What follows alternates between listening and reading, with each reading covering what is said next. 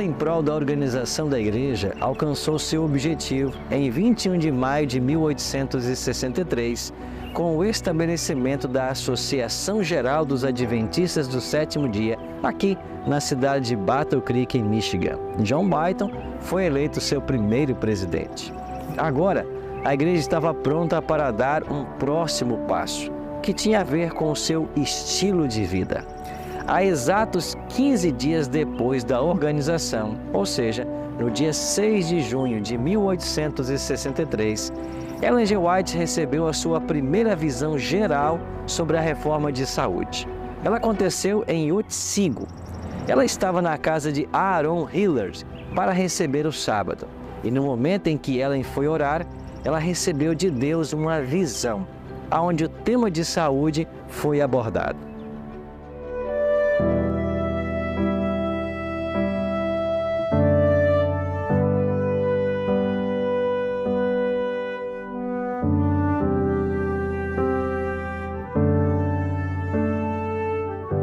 Na visão de saúde em Otsego, estado de Michigan, foram reveladas a Ellen G. White importantes princípios de saúde. Podemos listar pelo menos 10 princípios extraídos dessa visão. Primeiro, os que não controlam o apetite alimentar são culpados de intemperança. Segundo, a carne de porco não deve ser comida em nenhuma circunstância. Terceiro, o fumo, em quaisquer de suas formas, é um veneno lento que leva à morte. Quarto, à semelhança do fumo, chá e café são venenos lentos. Bolos, tortas, pudins, muito substanciosos, são prejudiciais. A água pura deve ser usada abundantemente na conservação da saúde e na cura de doenças. Os remédios mais comuns, como estricnina, o ópio e o calomelano, o mercúrio e a quinina, são venenos. Os pais transmitem suas debilidades para os filhos. As influências pré-natais são enormes. Nono ponto. Muitos doentes não apresentam causa orgânica para sua enfermidade. Seu problema é uma imaginação doentia.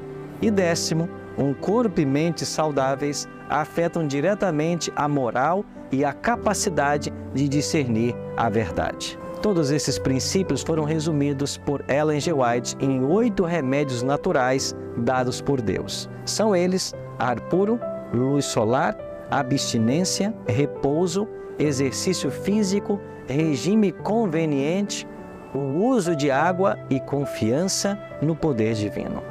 Ellen G. White ainda relacionou coerentemente a ênfase na saúde com a mensagem do terceiro anjo. Para ela, a mensagem de saúde constituía um importantíssimo aspecto do Evangelho eterno, que tem que ser pregado a todas as nações. O propósito primordial era unir o espiritual e o físico no nível prático diário da pessoa comum. Colocar as questões de saúde dentro do objetivo da tríplice mensagem angélica de Apocalipse 14 ergueu a questão da saúde acima do nível da opinião pessoal para o nível do comprometimento espiritual e do desenvolvimento do caráter.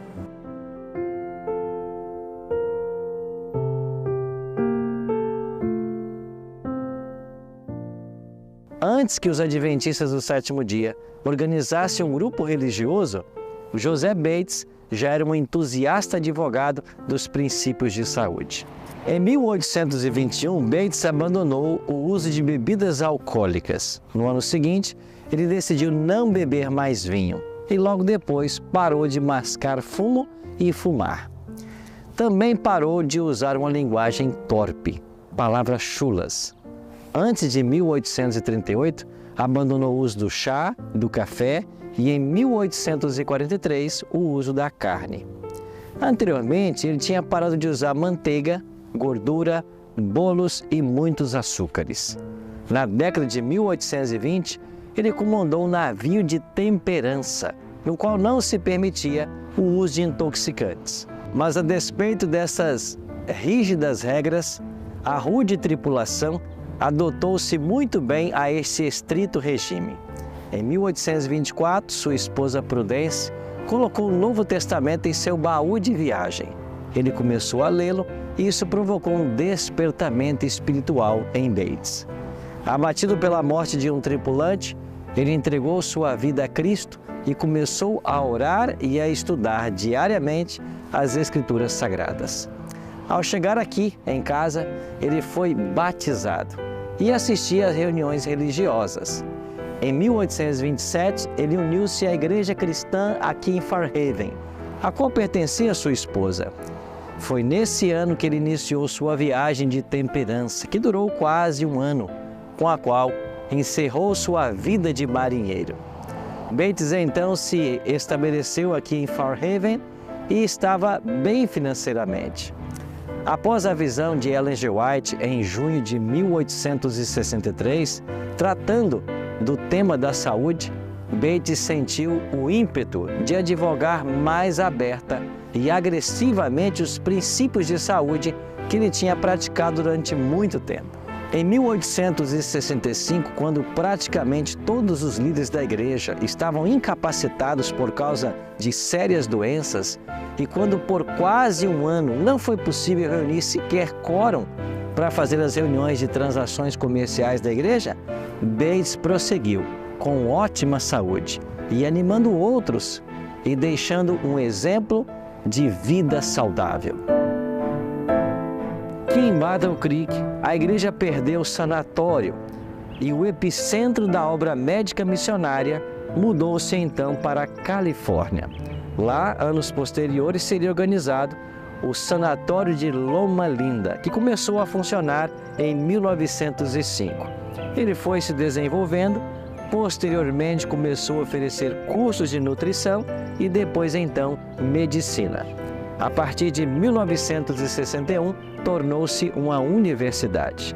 Já no início, Ellen G. White, que estimulou o estabelecimento dessa instituição, disse que ela deveria ter tamanho nível de excelência acadêmica que os graduados em Loma Linda pudessem passar em todos os exames requeridos pelo governo americano. E isso de fato aconteceu. Ela se tornou uma instituição de saúde de respeito, de vanguarda, mundialmente conhecida, especialmente pelo Departamento de Cardiologia Infantil, onde nós temos os transplantes de coração sendo feitos e avanços no tratamento do câncer. A Igreja Adventista encontra no próprio ministério de Cristo uma base para a sua obra de saúde. As orientações dadas à Igreja de Corinto pelo apóstolo Paulo mostram claramente como a Bíblia considera e trata esse tema de importância vital. E tudo que nós fazemos, quer no comer, no beber, em todos os aspectos, devem ser para a honra e glória de Deus. Inclusive, o apóstolo Paulo faz uma solene advertência. Se alguém destruir esse corpo, Deus o destruirá, porque o nosso corpo é sagrado, é o templo do Espírito Santo.